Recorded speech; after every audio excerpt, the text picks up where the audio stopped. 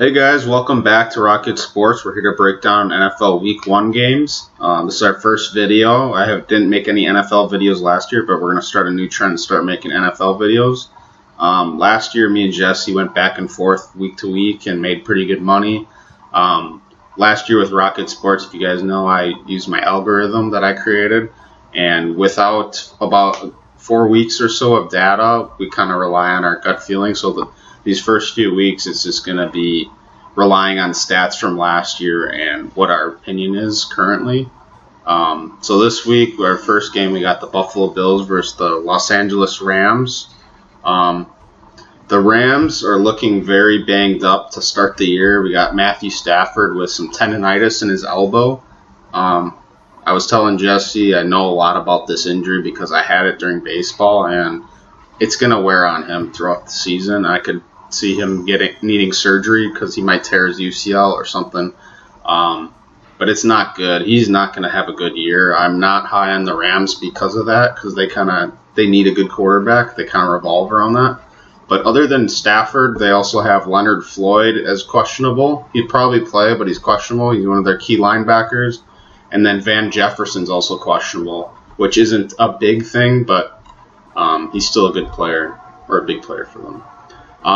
For the Bills, on the other hand, the two players that are big names that are going to be questionable, well, one's questionable, one's not going to play. Isaiah McKenzie's questionable. He's probably going to play. Looks like they don't really say what the deal is with him, but it's undisclosed, and he's questionable for Week 1.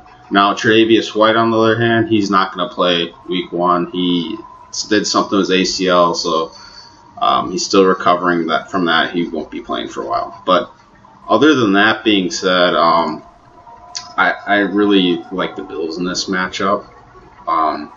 If they would have played last year, towards the end of the year, I think it would have been a very, very close game, and I would give a slight lean towards the Bills. But with the Rams, with Matthew Stafford being hurt and a lot of questions around the Rams, I really favor the Bills. I'm not sure why they're only a minus 135 favorite, I see. I think they should be closer to like a minus 180. What do you think, Jesse? Yeah, so I think a lot of the same stuff. The Rams have lost a few key players since their Super Bowl win. They lost Robert Woods, Andrew Whitworth, Odell as well. Which are, they're pretty big pieces. They picked up Allen Robinson to kind of take Woods' role, but that's not exactly an equal replacement. The Bills haven't really done too much during the offseason. They didn't really lose anyone of note that I can think of. And they picked up rookie James Cook. He probably won't be apparent in this first game, but he'll start to play sooner or later. The only thing going for the Rams is that Tre'Davious White is out, who would have been covering Cooper Kupp, I would think. And he's not going to be playing, so Cooper Kupp's going to be on a bit of a lesser cornerback. That's the one thing I see going for the Rams. The Bills, very good offense, very good defense. They should really open up the season with a decent-sized win, I would think. Yeah. Both these teams didn't change overly much roster-wise. The only thing is the Rams added Allen Robinson. That's a big addition. But, if we're looking at the stats from last season, the Bills had I think they had the best passing defense, and with Stafford's elbows messed up, I think the Rams are going to be awful. I really see a bad game for Matthew Stafford and Cooper Kupp. I don't want anything to do with them. Now, Cam Akers and Darrell Henderson, they're in line to receive most of the workload at running back. And they're banged up from last year. They had those two injuries. Cam had the Achilles. I forget what Henderson had, but he had a big injury. I think his was a lot worse, too.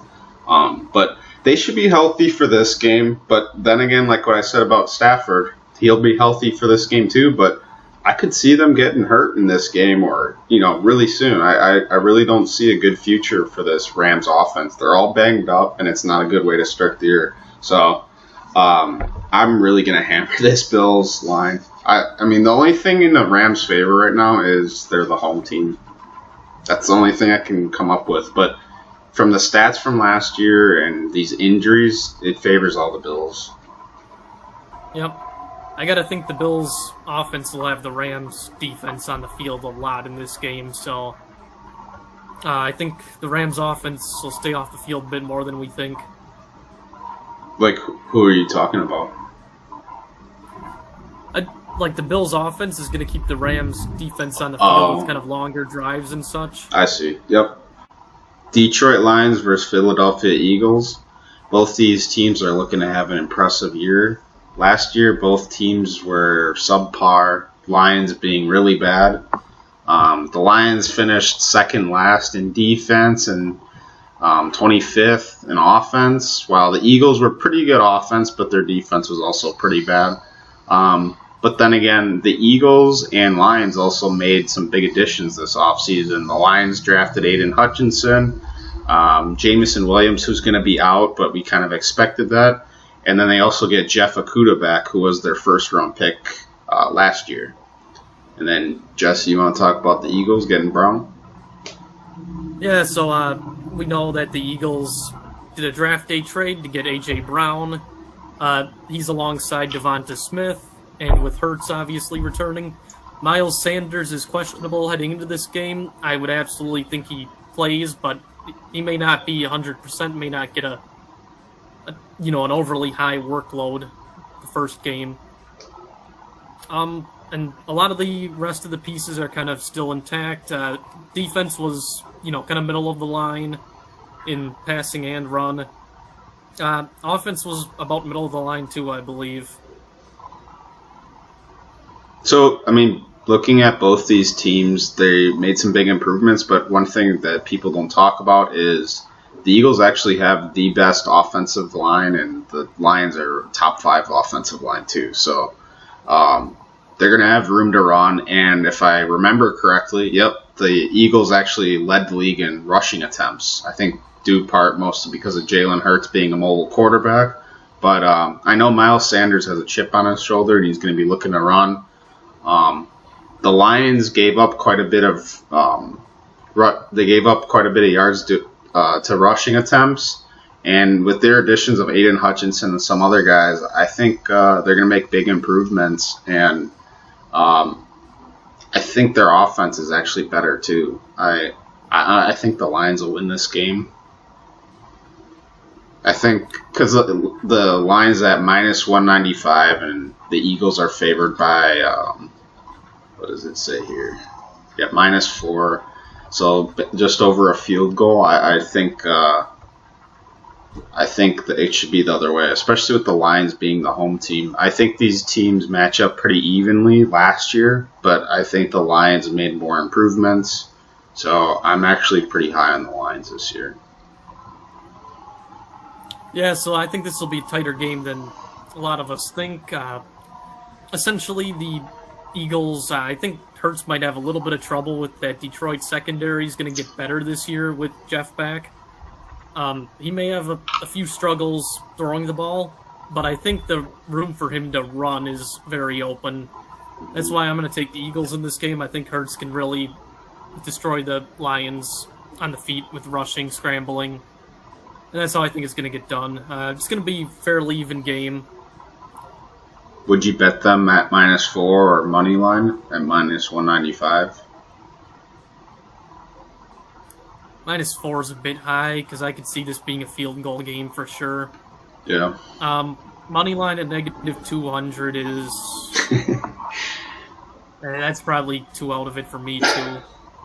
Yeah, there's too many questions in this game. There's too many new additions, and it's probably a good sit and watch game. Although, since I'm on the Lions, I'm going to put a little bit on the Lions because that's a good line. You're getting pretty good money on the underdog there. So, San Francisco 49ers taking on the Chicago Bears in Chicago. This game I don't think it's going to be very close. I think the Bears are going to be one of the worst teams this year. If we look at the stats from last year, Chicago Bears actually had, people would think they're close to last in defense, but they only finished 22nd. They were decent for being a bad team on defense. Now, their offense, on the other hand, was horrible. They finished close to last on offense. they were close to last in passing completions, which is one of the best stats to look at for passing. And then rushing attempts, they were also below average. Now, the San Francisco 49ers, on the other hand, they usually look to lean on their defense and then just pound the team up with the run. You know, they were close up there behind the Eagles with rushing attempts. And I think they're going to get ahead early and just stay ahead. You know, I would rely on, what's his name? What's the coach's name again? Shanahan. The 49ers? Yeah, I would rely on Shanahan's IQ to just keep them ahead and just pounding the run. Because the Bears didn't even make too many offseason accusations to make them even considerable in this matchup. I think the line, even though the 49ers are favored by a touchdown, I think they could be favored by like 10. Like, I don't see this being a close game. I think Fields is overrated, and they're going to lose. The Bears are going to lose.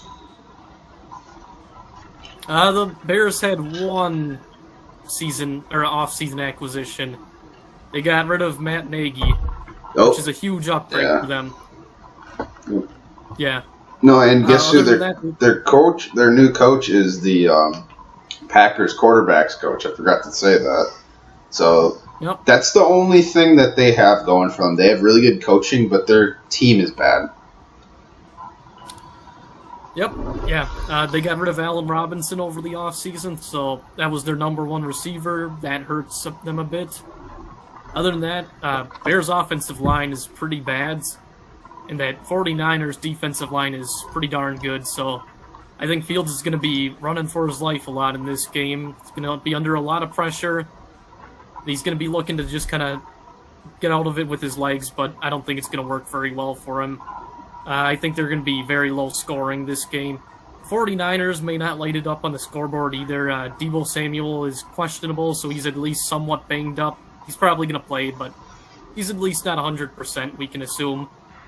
But I think it's going to be enough to beat the Bears. I think about 2 touchdowns is what I'm going to say. Yeah, and I know Elijah Mitchell's also questionable, but that's not as big as Deebo because everyone knows the 49ers love to use like 5 different running backs, and if Mitchell misses time, it's not going to be a big deal. They got other guys, but if Deebo is kind of hurt in the game, it might make a little impact, but still, the Bears aren't a team that's going to expose that either. I could see this being a game where Fields throws more interception than touchdowns. He could go 0 for 2, 0 touchdowns, 2 interceptions, or something like that. And then, I don't see this being a game. So, we're both on the Pittsburgh Steelers taking on the Cincinnati Bengals in Cincinnati. This game should be interesting. I love watching these AFC North games, so they've got pretty good rivalries going on. When you look at the numbers statistically from last year, they matched up pretty much evenly across the board defensive-wise, with a slight edge going to the Steelers in pass defense and then a slight edge to the Bengals in rushing defense. Now, offense, on the other hand, the Bengals are much better on offense. You know, you got Joey B at quarterback, and then you got T. Higgins, Jamar Chase, the number 1, and then Tyler Boyd. And then the Steelers, they're playing around at quarterback. They drafted Kenny Pickett. He's listed as their 3rd string right now to open the year, but they got Trubisky as the starter to start the year. And, you got Deontay Johnson questionable, and I think that's pretty much it on offense for questionable. But the Bengals, you got Joe Burrow questionable and T. Higgins being questionable, but Burrow had his appendix removed, so he should be fine. It's not like his knee or anything. And then Higgins, he's got some knee problem or something. So that might be an issue. But they still got Chase and Boyd, so they'll be fine. The line's listed at -6.5 to the Bengals, and the Bengals are home. I think that's what the line should be, and I actually would go with the Bengals being -6.5. I like that. Yep, from the games last season, you can see that the Steelers really struggled with the Bengals' defense. it was Big Ben and it's Trubisky this time, but I can't imagine that being a real big difference maker either way, negatively or positively. Steelers scored 10 points in both games against the Bengals defense. They could do a little bit more, maybe like 17 or something, but I would still think the Bengals, even though the Steelers have a good defense, the Bengals should be able to put up enough points to be able to win this. Biggest change for the Steelers, too, is that they lost Juju, who was supposed to be their number one receiver. He's gone now, so they have a new number one receiver and a new quarterback. Running back's the same. But the offensive line it was questionable last season, and I'd say it's questionable again this season. So yeah, I'm looking at Bengals, by probably about 10 points would be about what I would predict. Yeah. No, yeah, I think Trubisky starting at quarterback is a little bit of improvement from the aging Ben Roethlisberger. Ben was really good back in the day, but he really needed to retire. He was starting to lose it. But Trubisky is not that much of a step up. I don't think he's going to win the game for him. There's a reason why the Bears got rid of him. He's not that good. And the only thing would be is if the Steelers, if they got TJ Watt going and really pressured Joe. I know the Bengals made some improvements on the line, but they're still one of the worst offensive lines in the league. That would be the only path that I could see the Steelers changing the game is if TJ Watt did it on defense, but still, I gotta go the Bengals. Yep. All right. We got another division rival. We got New England Patriots taking on the Miami Dolphins in Miami. Miami made some nice acquisitions in this offseason. They got Tyreek Hill from the Chiefs. That's a really big addition at the wide receiver position. And they also have Jalen Waddle. They drafted him last year. He was a really good piece. So they were always lacking at wide receiver department. Well, that's not the case anymore. There you got some two studs there. Patriots, on the other hand, they didn't do anything crazy this offseason. They're pretty much the same team as last year. You're gonna get you're gonna get a solid defense and some good coaching with the Belichicks. But I'm gonna go with the Dolphins in this game. There's just something, last year if we look at the stats too, the Dolphins did pretty well against rushing. And that's the only way the Patriots win games is if they can run on you and keep you, if they can run on you and stop you on defense, they're going to win games. They don't really win games passing, where the Dolphins are they can pass and run. But then defense, they're usually a run-stopping team. Patriots defensively are good both ways, so this could be a really low-scoring game. And I think I would go with the Dolphins in this one. They're favored to win by a field goal. I think that's a good line. I would probably bet it, but I wouldn't be overly confident. Probably just stay off it. I think the under is probably the best bet. The total's listed at 46.5 on DraftKings. I think the under would be pretty good. Yeah, so the Dolphins actually picked up, in addition to picking up Tyreek Hill, they picked up Chase Edmonds and Raheem Mostert over the offseason as well. So 2 different running backs. You got a new top receiver. So they're a pretty reformed offense, probably for the better. Their defense is about the same, and the defense did very well against New England last season. I would kind of expect the same thing here. I don't think Mac Jones is going to have a major evolution or anything. I think he's going to struggle against the Dolphins defense again, and I think the Dolphins defense could... They have potential to make some big plays against this Patriots defense and maybe open it up a bit. I think Dolphins get them by probably between 7 and 10 points. Oh, so you think they're going to beat them pretty good, huh? Yeah. I think, like you said, the under is a pretty good bet because I think the Patriots will struggle with that a bit. Honestly, I could see the Patriots controlling the game and keeping it close just on defense and scoring some points on defense. I really don't trust Mac Jones or anything, but I think it's going to be really close, and it's going to be a low scoring and close, I think. But well, this is in Miami, too. Yeah. New England is known to not do pretty good in Miami. That's like one of their soft spots.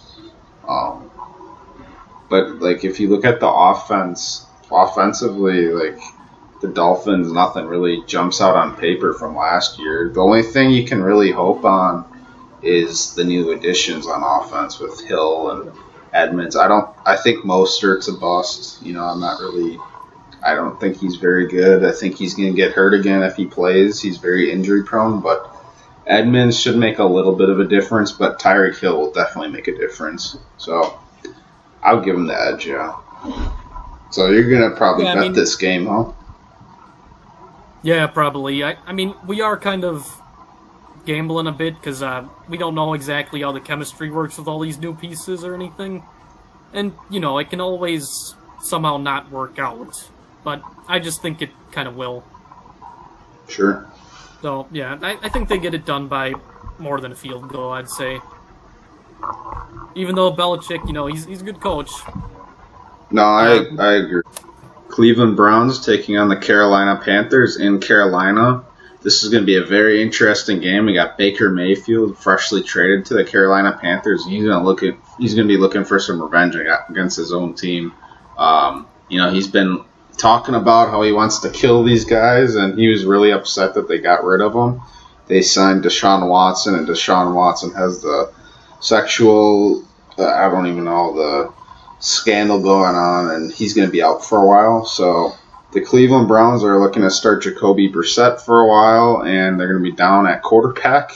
While Panthers, they used to start Sam Darnold last year, and they were bottom tiered offense. They were down there with the Texans, Giants, Jaguars, Jets. The real bad offenses last year. But with Baker Mayfield coming to Carolina, and then Christian McCaffrey, which is the biggest thing, being healthy game one, their offense is going to make huge improvements. It's not even be close to the same. So I lean Carolina in this game. Defensively, the Browns are slightly better. They're pretty average. They're pretty good at stopping the run. And I guess I can't really say that. They're good at both things. They're not really good at one thing or the other. They're good at both. And then offensively, they're a very good run team. They got two of the top of the best running backs in the league. They got Chubb and Kareem Hunt. So they're going to be looking to use those guys instead of their quarterback in this spot. But, I got to go with the Panthers. Yeah, I think the Panthers have more tools to win the game. The Panthers, I can be fairly reasonably sure that they're going to key the run game. Chubb's definitely the biggest piece on offense that they need to try to wipe out. Even if that means giving up a few passes, they'll be keying the run. They'll probably be keying, the checkdowns too. Brissett's he's in. I would say he's worse than average quarterback, actually. Nothing special about him. And the Panthers, as Riley said, they're getting massive. They'll be massively better just from CMC returning alone will massively boost them, and Baker's definitely better than Darnold. So, I'm betting Baker will spread the ball to CMC a lot. Out to DJ Moore as well. I think he'll be spreading the ball a lot. Trying to keep himself from getting pressured by Garrett too much. Yeah, so I think they have more tools to win this game, and I think they'll do it. Yeah. The only way I could see the Browns even having a shot at winning is their defense is going to have to really come out to play, and then obviously Chubb and Hunt are going to have to really perform too. They're going to have to run the ball a lot, and they can do that against the Panthers. The Panthers never really had that great of a defense, so that's always out there. But then again, I forgot to mention the Browns did get Amari Cooper, and they have him to throw to, but they don't really have anyone to throw to Cooper. I don't. Brissett really shouldn't even be in the league anymore. I don't think he's a very good quarterback, but he's gonna be starting for them, and I think Baker's gonna get the revenge he's looking for. So I think the line is what it should be. The Panthers are currently listed as I don't think it is what it should be. I think the Panthers should be about minus 6.5 point favorites. They're currently minus 2.5 point favorites. Money line's minus 140. I think that's a great line. And we said in the beginning of the video that the Panthers are the home team, and I love betting on home teams. They have the home field advantage, so I think it's a good line to jump on. Yep. So I also see here the odds maker have the total at 41.5 points, which is kind of low. So that's kind of weird. I feel like that could be an easy over. They must really be thinking that the Browns are only going to score like 10 or something. I don't know, because if that was the case, then the Panthers would be bigger favorites. Someone's got to win. Yeah. So they're thinking about a 21-20 type game or something, I guess. And I kind of agree with you saying that the Browns probably are going to only score like 10 points. But then again, the Panthers should be bigger favorites if that's the case. But if it's a close game, it's going to be very, very, very low scoring. So if you betted... Yeah, I would agree with you. If you betted minus 2.5 Panthers and then the under 41.5, I guarantee one of them's going to hit. Yeah, because either they're not, a low dog fight or they're winning pretty convincingly, I'd say. So you got Panthers too, right? Yep. Probably by between 3 to 7. Oh. You think it'll be around like a 24-20 game or what? Or do you think it'll be 17-10? I'm going to go more towards 7, so maybe like 21-14 type. Okay. You got the Indianapolis Colts taking on the Houston Texans in Houston. This should not be a very close game. We got Houston coming off one of the worst, another bad year actually. I can't say one of the worst years. I think they finished, second last, right, Jesse? Something or third. I think might have been third. Yeah. So they did really bad last year.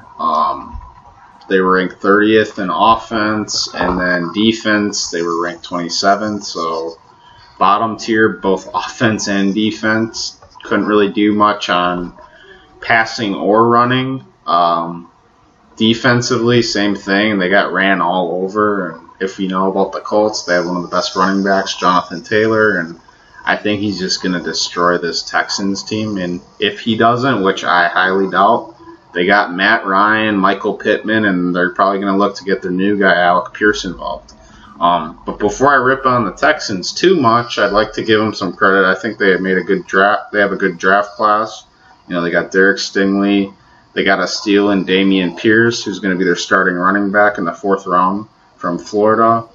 And then Petre at safety. So they're starting to build up the team, but the GM kind of screwed them years ago with those bad trades and with J.J. Watt and DeAndre Hopkins, and should have gotten more for them. But with the new GM, they're building up the correct way. But yeah, I think they're going to start the year on a losing streak again. And I think the line's at -8. I think it should be way wider than that. I think the Colts should be like 14-point favorites or so. Yeah, so the two games that they played last year, the Colts won 31-0 and 31-3. I really don't think that much has changed in this matchup. You go from Wentz to Ryan, which is probably an upgrade, and then no real downgrades on the Colts, I don't think, and no. I mean, the Texans had a good draft class, but a lot of these players aren't gonna necessarily be ready to put out their best games. So the Texans got Stingley and Petre, which are defensive backs. They need to stop Taylor. They're not going to stop Taylor. No, they won't. It's not going to happen. I mean, they can feed Taylor all game. And if Taylor gets hurt, I mean, Ryan's still definitely competent enough to pick apart, a bunch of rookies, no matter how good they are. This will be a blowout. This is probably a 3-touchdown game for me, at least. Yeah, it's a matter of if they get ahead by so much, are they going to take out their guys? That's what I think. That's the question. But they are going to win. Still should factor into the 8 points, though, because it's only 8. Right. It's weird. I think it's just because it's the first game of the year, so. But they're stupid for doing that. I can guarantee almost everyone's going to be parlaying them, and who knows? Maybe the refs get involved and screw it up. But even if that happens, it's hard to, when you got a solid running back like that, and they have a really good offensive line too. They have like a top 10 offensive line.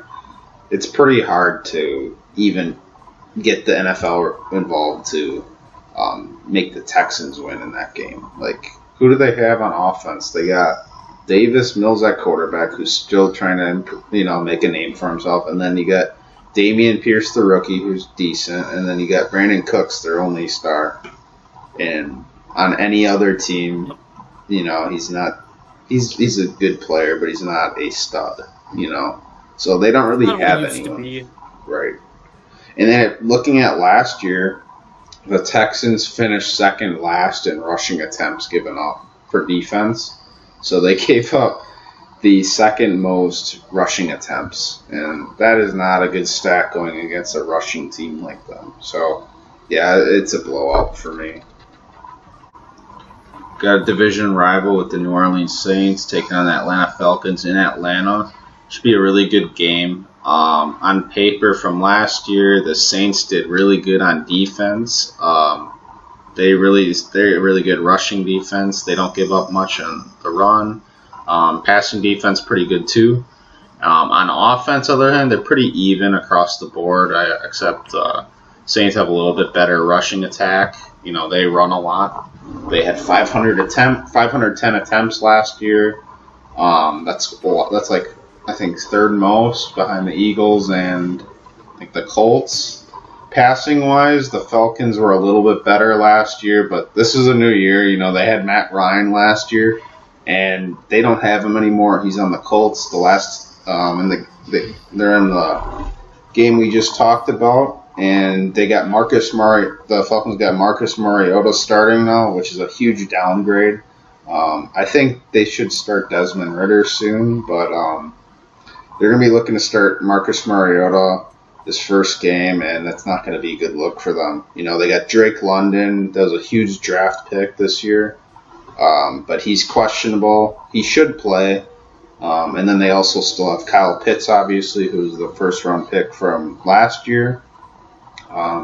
Saints got Chris Olave and Trevor Penning. Olave's going to play. Trevor Penning's on the IR, which is pretty unfortunate because he was looking to be one of the top offensive linemen, not only out of the rookies but out of the whole league. He would have been one of the top of the. He would have been, top 3 or so. But I think the Saints will win this one. Deion Jones is also out of this. He's on the IR. For the Falcons, yeah. Yep. Probably their best defensive player on that team. And he's out. That's going to hurt them a lot. These two teams are drastically different from last year when they played, so I don't even think it's worth bringing up their last year matchups. With Winston, the Saints will be throwing the ball a bit more than they did last year. They were leaning a bit too much on Kamara. Now you got Winston throwing a bit, throwing to Thomas, throwing to Olave, spreading it out to Kamara occasionally, or whatever.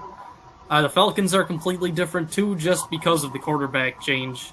Mariota can run more than Ryan, but he's also worse of a passer. Whereas Matt Ryan's completely a pocket passer, no running. So Saints have to game plan for this a bit differently. But with the Falcons missing Deion Jones and the Saints getting, a decent quarterback back, since last year they were playing pretty bottom-tier quarterbacks, so now they have Winston, who's at least an average quarterback, I would say. Since they have him back, I think that's going to be enough to put them over the edge, and I think they'll get this done. The Saints will. How do you like the line? You go get the Saints at -5.5 as the away team, and then Falcons obviously +5.5 as the home team, and then the totals at 42.5, which is again pretty low. A lot of these totals are listed pretty low. Yeah, they are. The line, I could see this being a closer game, maybe like a. I could honestly see the Falcons winning. I think I'm gonna stay off this game completely. Yeah, this isn't even this will not be a dog or pass spot for me. It's probably going to be a stay off game for me. So I could easily just see the Saints winning by 3 or 4 as well, or a touchdown. I mean, yeah. So, yeah, I probably won't play this one. Even money line -230. That's a little too much for me. That's way too much for the first game of the season. Yeah. Because who knows with the Falcons, yeah, I don't know, man, because there's a lot of questions. They got Drake London. Who knows, maybe Marcus Mariota just has the game of his life because he wants to earn a starting game, or the starting role again, where right now he's up for grabs with Desmond Ridder, where the Saints could also be taking this game very lightly. Saints are a goofy team in that they like to play to their opponent's competition level. They're a team that I could see losing to the Jets, but then beating the Packers or the Bills or something. Real goofy. They're a weird team, but Saints should win, but I would bet this. Next up, we got a very interesting matchup between the Baltimore Ravens and the New York Jets. New York Jets are coming off a horrible season last year. They finished last in defense and 28th on offense. Ravens, they did very average last year, finishing 17th in offense and 19th in defense. Jets gave up the most rushing attempts last year as a defense, and passing-wise, they did about the same. But the thing is, the Jets were so banged up, and a lot of their big players were missing, like Elijah Vera-Tucker, one of their big offensive lineman draft picks from the year before, and they made a bunch of huge additions in the draft this year. So I think it's the stats from last year for the Jets are kind of obsolete. I mean, same can be said about the Ravens a little bit. They had, Jackson was out for quite a bit, and Dobbins, and they weren't the team that they are going to be this year, but I think the stats are a little bit more accurate for the Ravens compared to the Jets. But I really think this line is way too wide. I think I see here I guess it is about even. The Ravens are the away team, and they're -7-point favorites. They're favored by a touchdown on DraftKings at least. -295 money line. Honestly, I could see this being a nail-biter type game. I think Ravens win, but maybe by a field goal.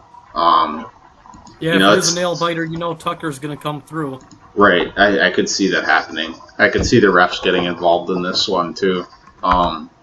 Zach Wilson's questionable with some knee things, and they got Joe Flacco as the backup, so maybe Joe Flacco makes a start. It's kind of questionable, but what do you got on that? Yeah, so if the difference between Wilson and Flacco isn't a real lot right now, so I don't think that's a huge impact for now, at least.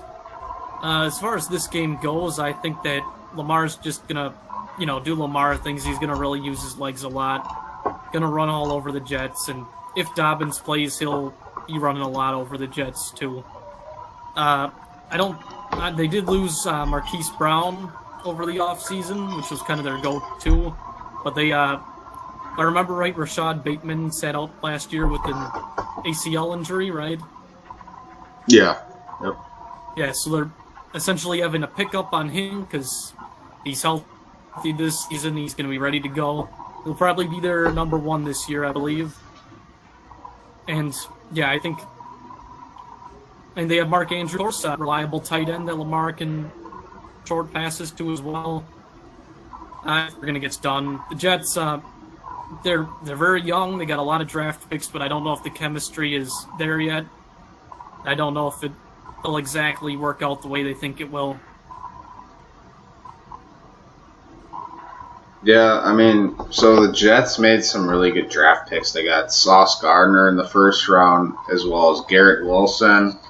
And then in the second round, they drafted one of the highest-rated prospects, running backs, Breece Hall. You know, he's a specimen. Like, he's fast, he's big, young kid. He's going to be something. But for some reason, the Jets, you know, on ESPN, they have Breece Hall as the starter, but on the official New York Jets website, they got Michael Carter as the starter. I kind of would trust the official website. But I think to start the year, the Breece Hall and Michael Carter are going to split time. I really think Jets +7 is a good bet. I think they're a really good team this year. I think they're going to open some eyes in this game. The Ravens, I'm really down on this year. I think they're way too injury prone. You know, both their running backs and J.K. Dobbins and Gus Edwards, they're way too injury prone. I think they are the riskiest running backs in the league right now. And you got, I think one of the hottest waiver wires, if you guys play fantasy football, is going to be Mike Davis. I think within the next, 5 weeks or so, Mike Davis is going to be the guy. He's going to be their running back. So I think this will be a very close game. I could see this being about a 7-point game. I'm not terribly confident in the line. That's kind of what the books show, too. You know, it's a 7-point line, so not a lot of people are confident in that line, but they're minus 300 on the money line, which means a lot of people are confident in the win, at least. And that's kind of where I stand, too, I'd say. Our last noon game, we got Jacksonville Jaguars versus the Washington Commanders in Washington. This is going to be a battle of which bad team improved the most from last year. Jacksonville got Christian Kirk from the Arizona Cardinals, and they get Travis Etienne back, which is very exciting because Trevor Lawrence is really looking forward to playing with them because they played in college, and they made that first-round draft pick a couple of years ago just for Trevor Lawrence. So they're going to be looking to use Travis Etienne a lot. Now with the Washington, they made some pretty good draft picks too. They got John Dotson. He's a big difference maker in that offense, and then they also got Carson Wentz now. So it's a big step up from their previous quarterback. But honestly, I think the Jaguars had a better draft, and I think this is a very close game. You know, Jaguars got Trayvon Walker now, Devin Lloyd, and then some other defensive players. So that's gonna, statistically wise from last year, Jacksonville finished last on offense and then 28th defense. Washington finished 24th offense and then 25th on defense. So defensively, they're pretty even. They're both very bad. Offensively, Washington was slightly better last year, but this year I think Jaguars made a little bit more of a step up, so they should be also even on offense. But Washington's favored by a field goal in this spot, so this is totally a dog or pass spot to me. I'm going to go Jacksonville +3. That's my pick. And a tricky one for me, too. Chase Young is out in this game. Washington's best player. He's out. These are two very bad teams. If you guys, I'm sure, all recall that Carson Wentz totally blew it against the Jaguars last year. Lost a very crucial game against a team that I wouldn't think was trying very much even.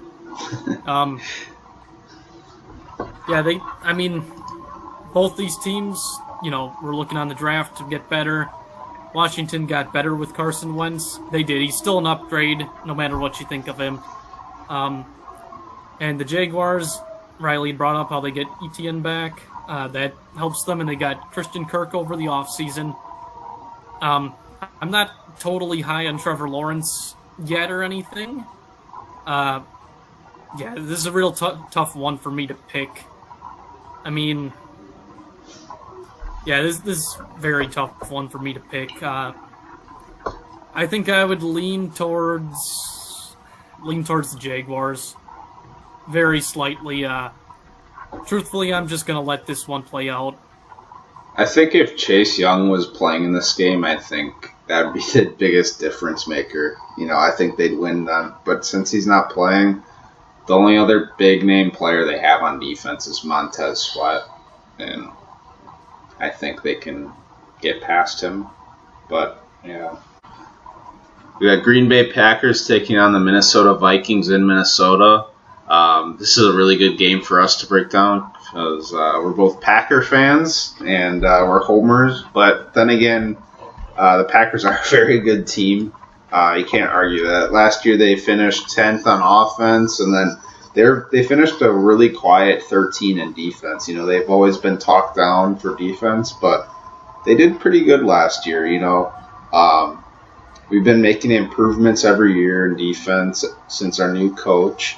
And our draft, I really am proud of our draft this year. We got some real studs that can make some differences in the spots that we need.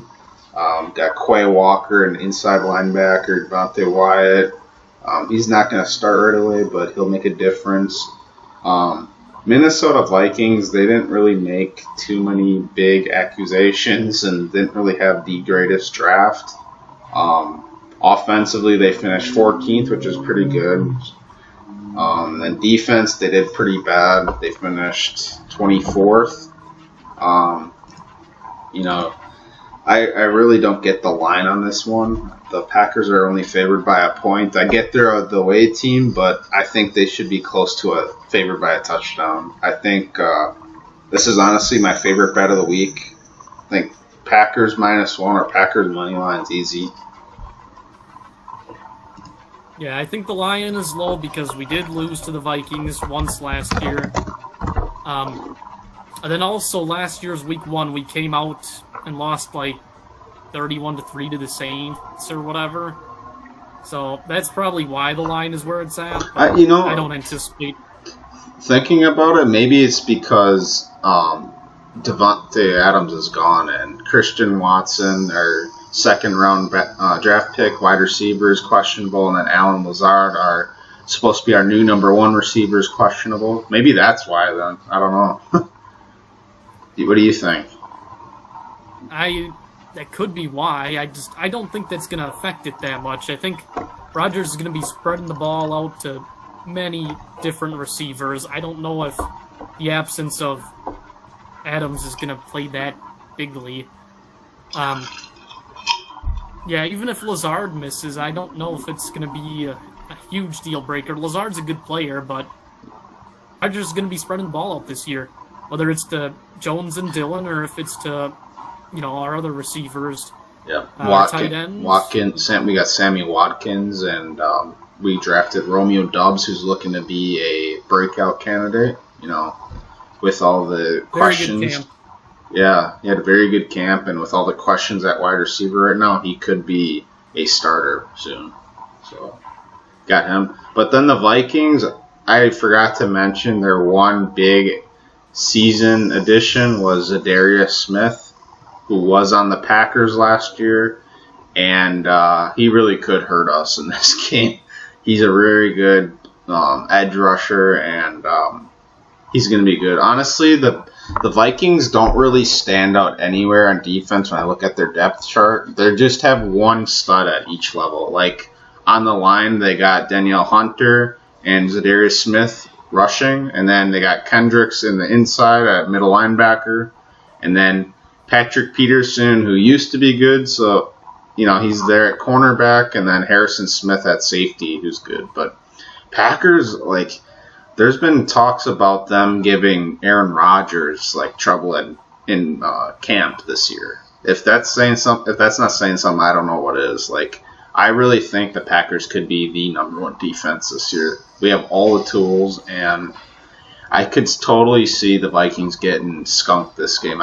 They could not even score a touchdown. Jefferson's going to be covered by Jarrett Alexander, who's probably the best cornerback right now in the league.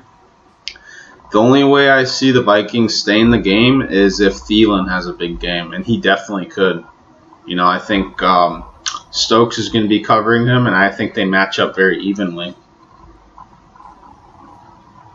Yeah, I mean, our secondary's they're pretty tight, man. It looks good. Kirk Cousins, not the greatest quarterback, but he's not the worst either.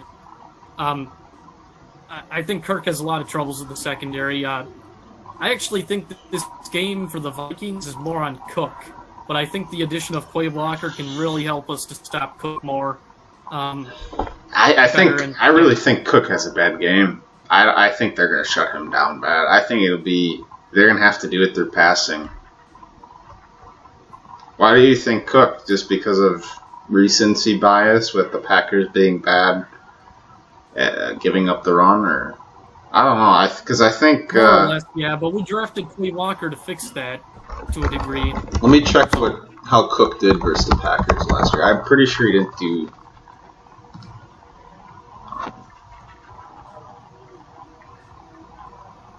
So in the playoffs. Yeah, in the playoffs. January 2nd. January 2nd, that would have been week 18 then? So the last game of the... 18. He must have been hurt because he only had 9 attempts for 13 yards. But then the other matchup... Yeah, that's not normal, Cook. The other matchup, he went 22 attempts for 86 yards and then 1 touchdown, which is pretty good.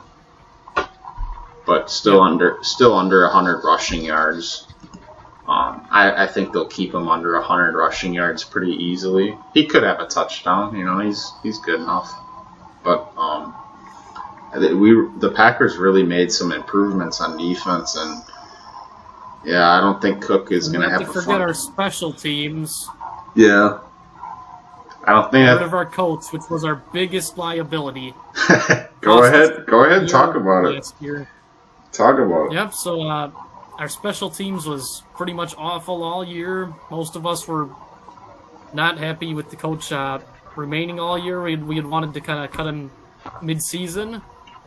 And then special teams cost us the playoffs in our season with a blocked punt.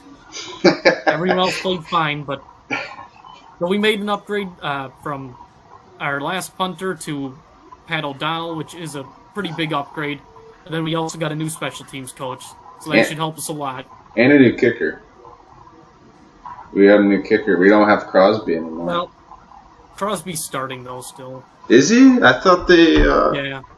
The other guy's on the practice squad. Oh. Yeah.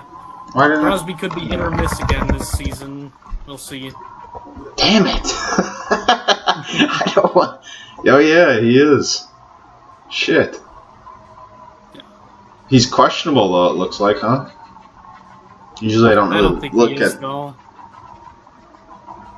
Yeah, he is expected to play week 1. Damn it. Yeah, whatever. Okay, yeah, so special teams could be an issue again. But let's hope... I don't think it'll be close anyways, so... It shouldn't be the difference maker, I wouldn't think. Well, if it is what the bookies say, it's going to come down to kicking, which is... in their favor. I think they have the much better kicker. I forget their guy's name, but I know they have a good kicker. But I really don't think it should come down to kicking. I think the Packers will stay ahead the whole game, and they should win by at least 3 touchdowns, I would say. I think the defense will keep them pretty low. Even though the Vikings have a good offense, they're going to be outmatched by the Packers defense. So yeah, I think you're right with the key matchup of Thielen and Stokes. I think that might determine the game. Yep. New York Giants taking on the Tennessee Titans in Tennessee. This is a very interesting matchup. We got the Giants, who finished pretty bad last year, 31st in offense, about 23rd in defense. And then the Titans finished a very quiet 6th in team defense. So I really loved betting the Titans last year due to their defense. They were very good on defense. Offense, they missed Derrick Henry for most of the year, but they still finished 15th, which is pretty much average. But they got Derrick Henry back, and they had a couple good draft picks. One of them's going to be potentially a starter, probably not. Treylon Burks, a wide receiver. As a Packer fan, I really wanted Treylon Burks, but the Titans snagged him, and I think he's a very good wide receiver. He's going to have a bright future. But I think to start the year, he might not be in line to receive starting duties. The Giants, they got Saquon Barkley back. He missed most of last year with knee injuries. He's always on the IR. They had some good draft picks as well. They got Kayvon Thibodeau on the edge. He's really good. Evan Neal at tackle. They really need some offensive line. They've always had a bad offensive line. And then Wan'Dale Robinson, wide receiver out of Kentucky, is pretty good. But they still, the Giants still have some pretty good players from last year in Kadarius Toney and Kenny Golladay. So they're really stacked at wide receiver. I think they should have drafted a few more offensive linemen because they're really bad on the offensive line. And I really think this is going to be another blowout game. The Titans are -5.5 favorites. I think they'll cover that. And Derrick Henry should just run all over them because the Giants from last year were one of the worst run defenses. And they didn't really make any addition. They didn't really improve anywhere to stop the run. Kayvon Thibodeau is an edge rusher. He's going to just blitz to get to the quarterback. He's questionable, too. Okay, yeah, he's questionable for week 1. Yeah. Yeah, nobody else on defense is really that good on the Giants. So I think the Titans are going to run all over them, And they got Robert Woods now. Titans got Robert Woods now as well, so they can throw to him. Maybe Burks. They got Nick Westbrook, who I don't think is that good, but they got him too. So, yeah, give me the Titans. They're one of my favorite teams to bet on. Right, Titans, from what I remember last year, they had a really quietly good defense. It was better than I expected, and it was better than you would think. And I see that, Daniel Jones is not a good quarterback. Saquon is good, but, he can only be so good when their game plan is going to be to probably key on him and then make Jones make plays, and Jones just doesn't really have that in him, I don't think. The receivers are good, or at least, not the thing holding them down. But I think the Titans defense got this. Harold Landry is out, which is a decent... He's a decent contributor to their defense, so that's a bit of a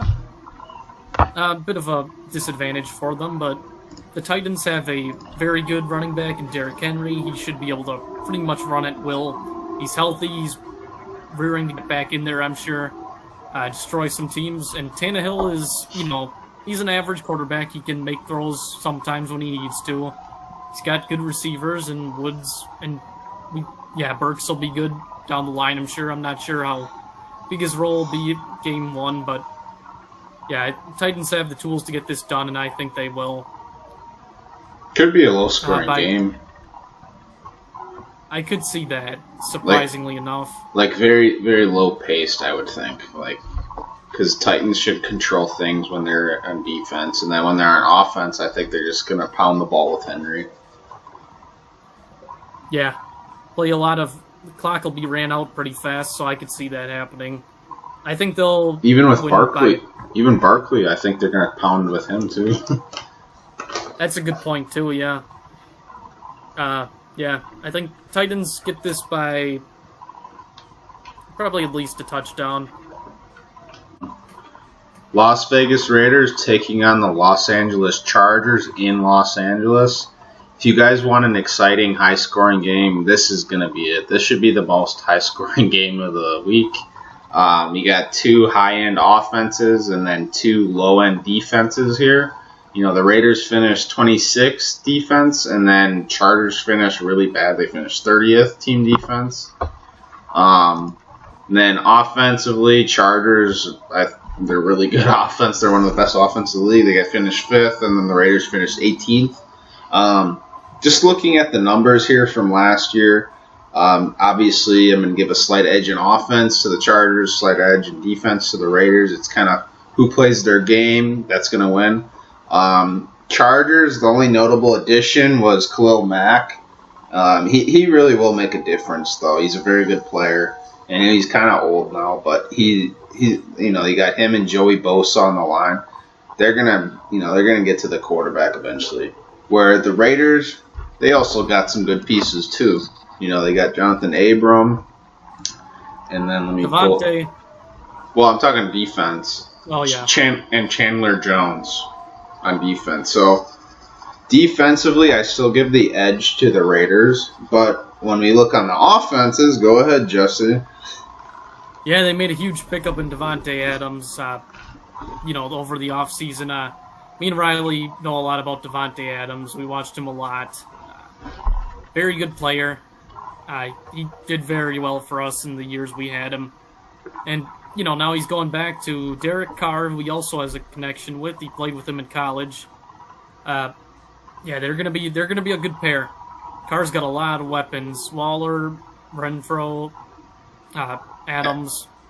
And Jacobs. Yep. There's a lot going for this team on offense, so... The only thing is their offensive line isn't the greatest, but he should have enough weapons to, and he's a good enough quarterback to make that offense something. Chargers are the same thing. They got a little bit better offensive line, but Justin Herbert's a very good quarterback himself. Got Austin Eckler, Mike Williams, Keenan Allen. That's a very stacked offense themselves. So this is going to be a very, very high-scoring game. And if you look at the total, it's set at 52.5. I could see that overhitting for sure. What was the first game they played? It was 24-4. What was this? The Chargers. 24-10 maybe? Really? Okay. I don't know what went on that game, though, but that seems off. So the last one was more what I would expect here. It was 35-32. That's kind of more or less what I would expect here. Maybe a field goal type game. So the Chargers won the first one, Raiders won the second, right? Yeah. So the Raiders won 35-32, and then the Chargers won 24, whatever. Yeah, I actually am going to go with the Raiders in this one. Adams is getting slept on, at least in fantasy. He was going as a 10th rounder in the first round for fantasy football drafts. I really thought he could have been a top 6 pick. But that's just me. Maybe it's a little biasy, but I really think he's getting slept on a little bit. The Raiders last year at least they attempted, I think. Let me sort it real quick. They attempted 7th in passing attempts, and with Adams, I could only imagine they're going to start passing even more. That number's already high. Chargers finished 3rd in passing attempts last year, so they love passing, and I think they'll stay up there with passing. So when in games like that, when you got two teams that pass a lot and two really bad defenses, I think the game's going to be very long because there's going to be incompletions, obviously, and you're more likely to score through passes. So the over 52.5 should hit. I think that's the best bet of this game. But I actually like the Raiders money line at plus 155 too. I think that's a good bet. I hate to agree here, but I'm a slightly lean Raiders still. They got better over the offseason, and they already beat the Chargers last game of last season. Very tight game. I expect maybe a field goal difference in this game again. Very tight. There's a reason this one's at 52 for the over, while most of them are at 42. I think that probably goes over. Pretty much everything Riley said I agree with in this case. I'll take the Raiders to win a nail-biter. Next one should be a very close game and very exciting to watch. You got the Kansas City Chiefs and the Arizona Cardinals playing at 325. Kansas City, obviously, you got Patrick Mahomes, Travis Kelce. They're always going to have a really good offense. They finished 4th in team offense last year. Cardinals were pretty hyped up in the beginning of the year, and they kind of fell off at the end. They finished 11th in team offense. Defensively, the Cardinals finished a very quiet 11th team defense, while the Chiefs also finished a very quiet 8th. Maybe the Chiefs are a little bit more popular, so people expect them to have a good defense, but normally they don't have that good of a defense.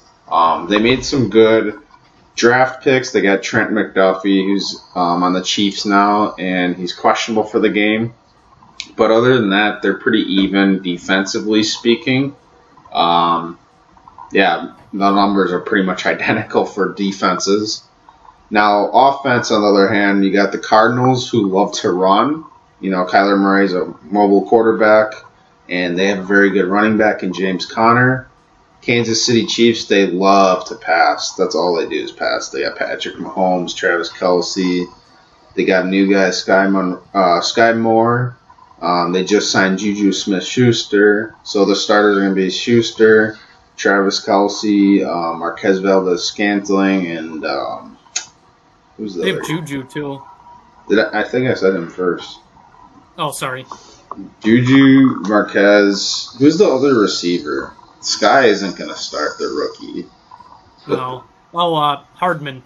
Yeah, Mecole Hardman. Yep. And he's got the same physique as Tyreek Hill. He's fast and small, but I don't think he's quite like Tyreek Hill. And that's another thing I forgot to mention. The Kansas City Chiefs just lost Tyreek Hill, so that's a big. They lost quite a bit in him. He was a very good player, and but then again, they have some new guys to step up in that role. They have a lot of targets to give. Tyreek Hill took a lot of targets from Patrick Mahomes, so maybe guys like Juju Smith or maybe Marquez Valdez, but I think the Chiefs will still have a very good year on offense. Just might digress a little bit, but the Arizona Cardinals, they just got Marquise Brown from the Ravens, and that was Lamar Jackson's one of his favorite weapons, other than Mark Andrews. And when Lamar heard the news that the Ravens are getting rid of Marquise Brown, he was really upset and he was pissed off. So Kyler Murray is very happy to have Marquise Brown, and that should be his number one target. They also have DeAndre Hopkins, but he's suspended for PEDs for 6 games, so they're going to be relying on Zach Ertz, who's questionable, and then Marquise Brown a lot. And in the red zone, they're going to be looking to run with Murray or James Conner. So I think they match up very well, both offensive and defensively. But I give a slight edge to the Cardinals being the home team, and they made some improvements on offense. So I think the Cardinals will win their opening match. Yeah, Riley said a lot of the facts there. Not too much to disagree with.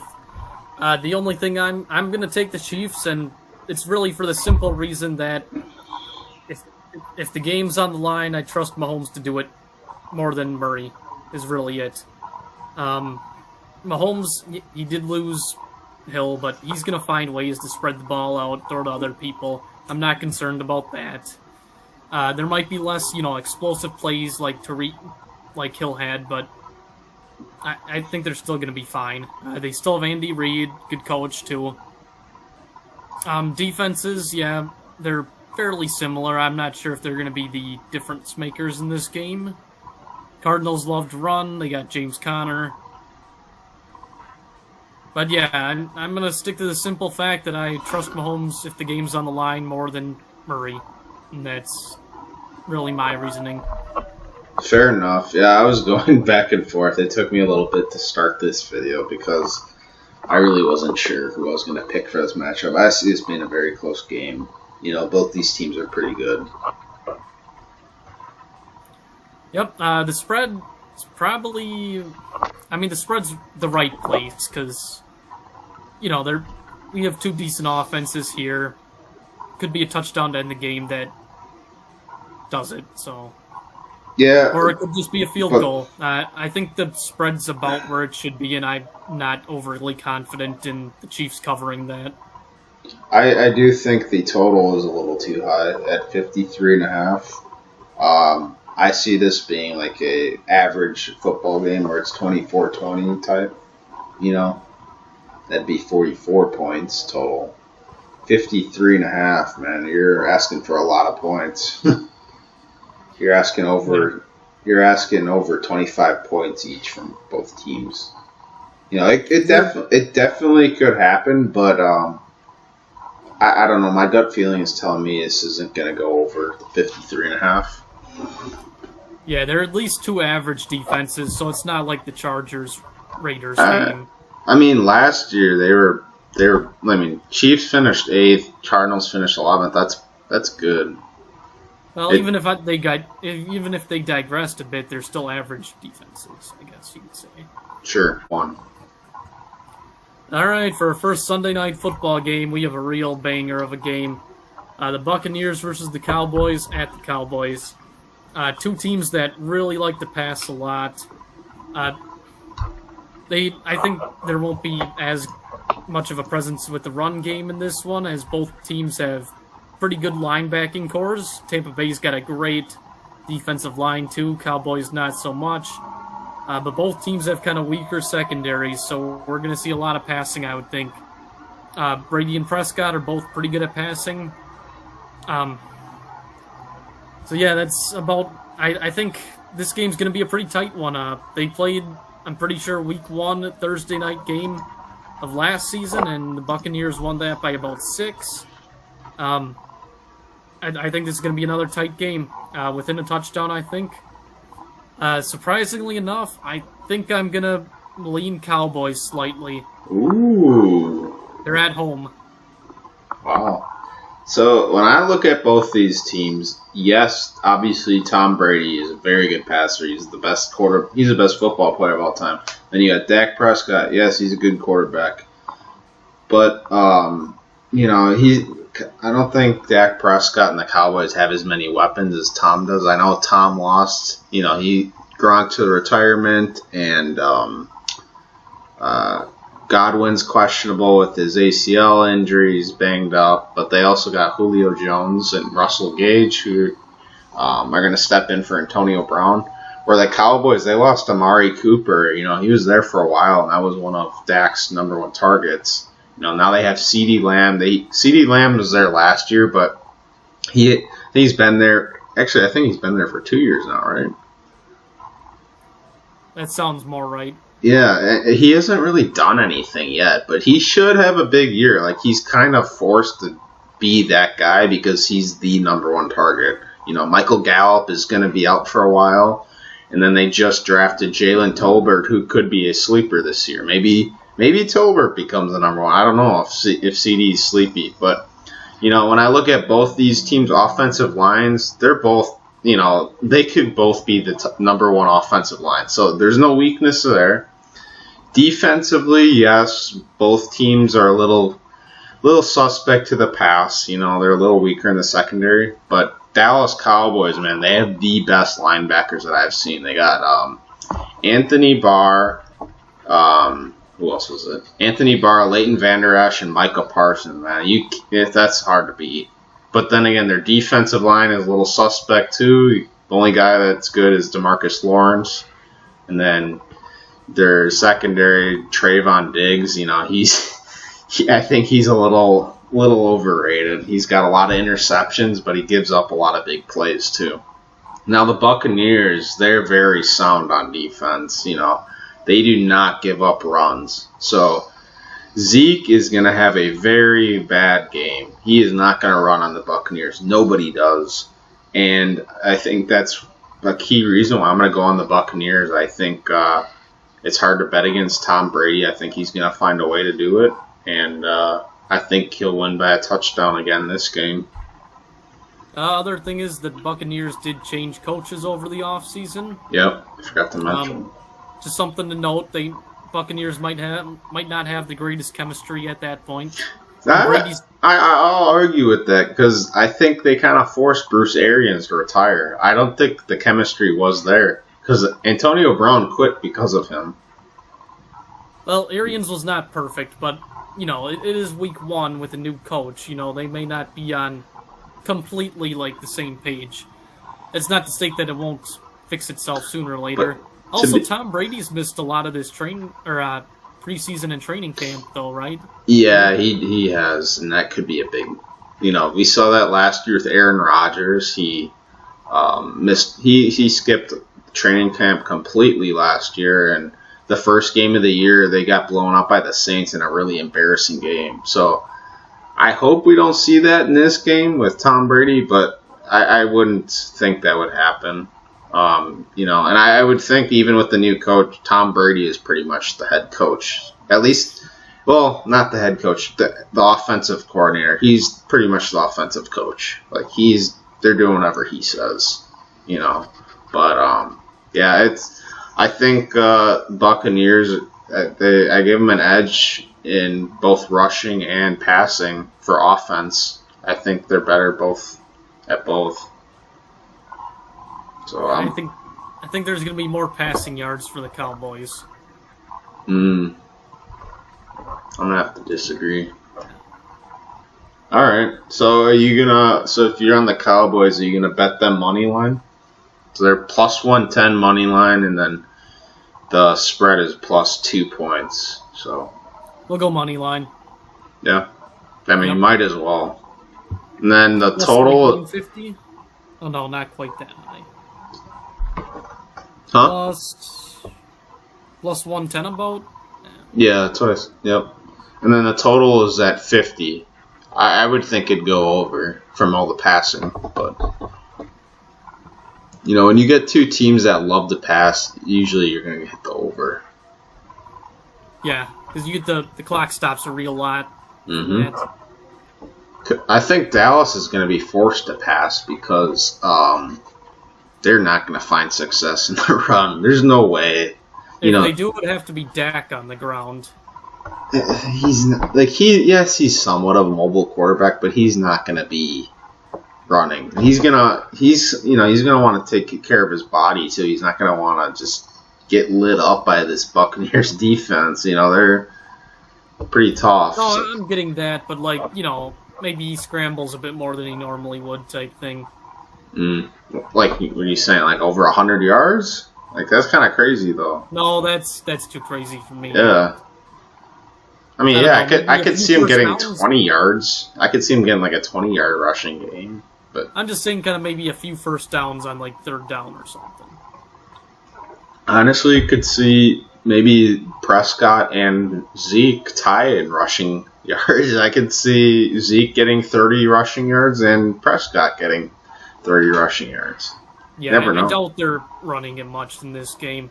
If you're going to see Zeke, it's going to be like the screen pass game and such. Right. Okay, so we're going to split on this one, I guess.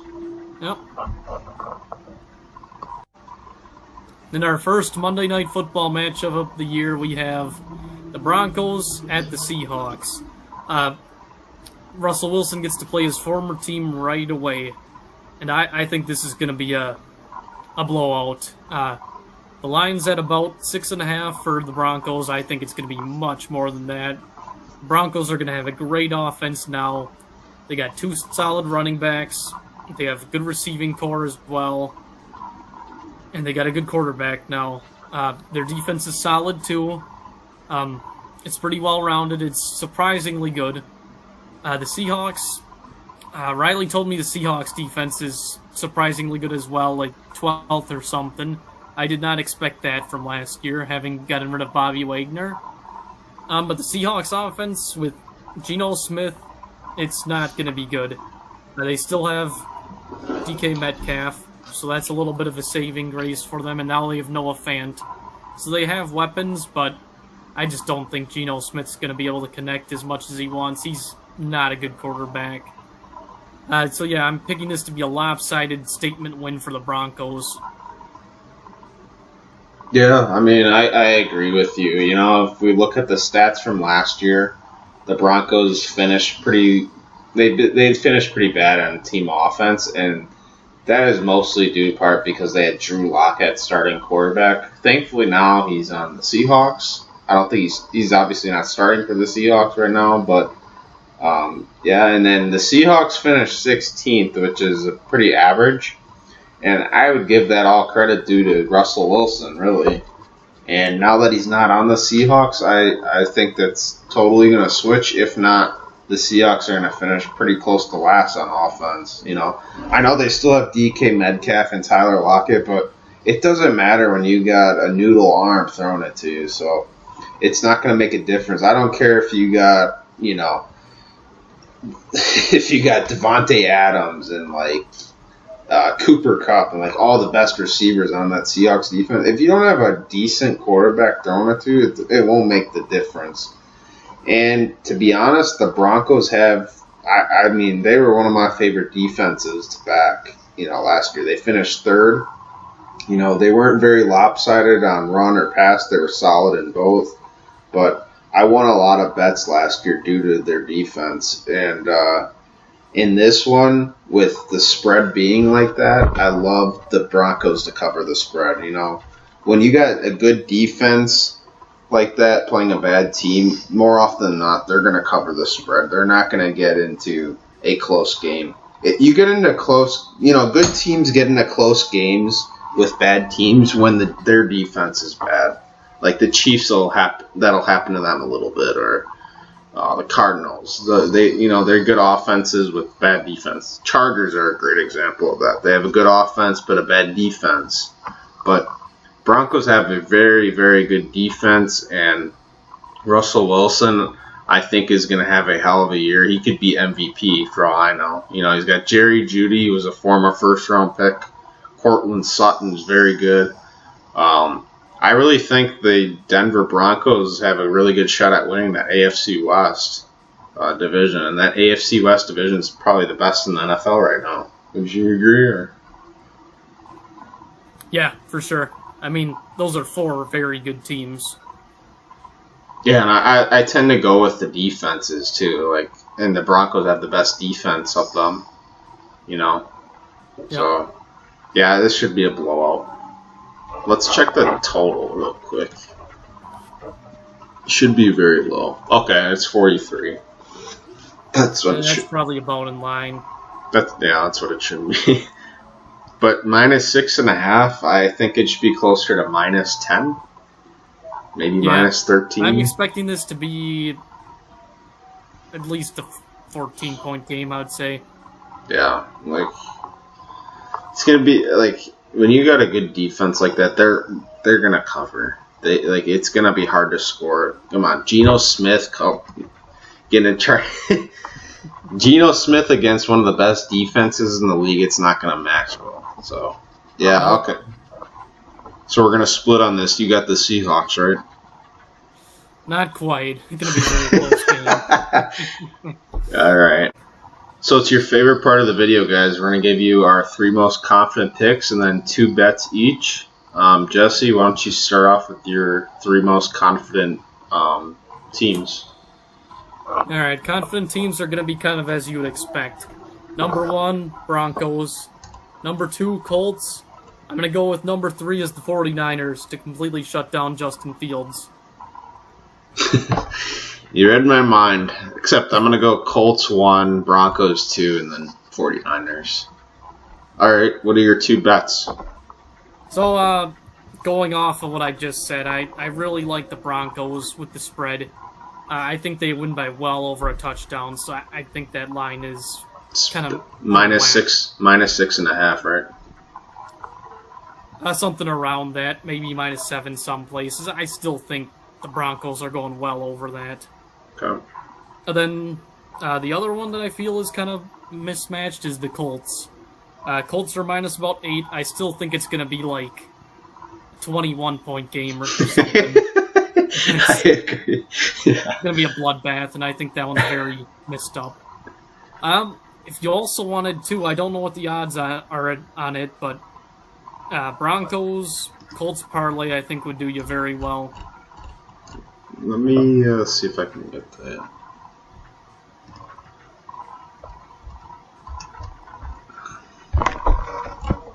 It'd be close to -200.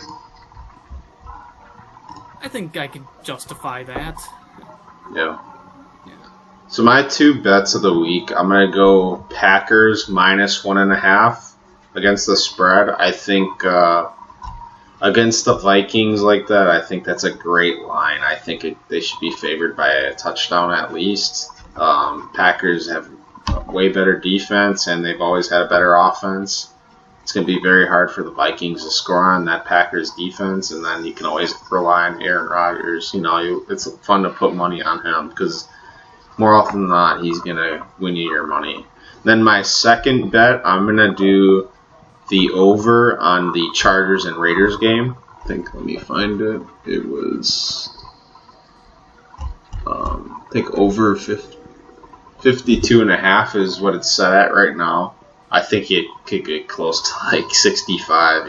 This should be a very high scoring game. You got two very high powered offenses that love to pass. The Raiders almost led the league in passing attempts. Chargers were I think they were third in passing attempts. So both these teams love to pass. And when you got two teams that love to pass, the clock gets stopped a lot and you get a lot of points. So I think the over looks good. Other than that, I think we should have a good start to the year if we do our bets wisely. If you guys want to see more of our bets, follow us in the Discord, join the server. You join the membership, we post all our bets there. Otherwise, we're going to post a few more free bets in that Discord server. But other than that, yeah, we should have a good week, huh? Hopefully everything goes according to plan. There's no huge surprises or anything. Well, that's why I don't do parlay. I'm not doing a parlay or anything. I'll just do straight up. But we're also going to drop a UFC video, so if you guys want to make some money on that, if you're into UFC, stay tuned. We'll be dropping a UFC video with best bets and that sort of thing. So we both did good last week, so we did very good last week. 6 units, and you made I made 6 units. You made about 4 or 5, right? 4.5 about. Yeah, so another good week. So far this year I've only had one losing week so far. It was pretty bad, and it was because of a fluky KO by Usman. But yeah, we'll get into that in our UFC video. But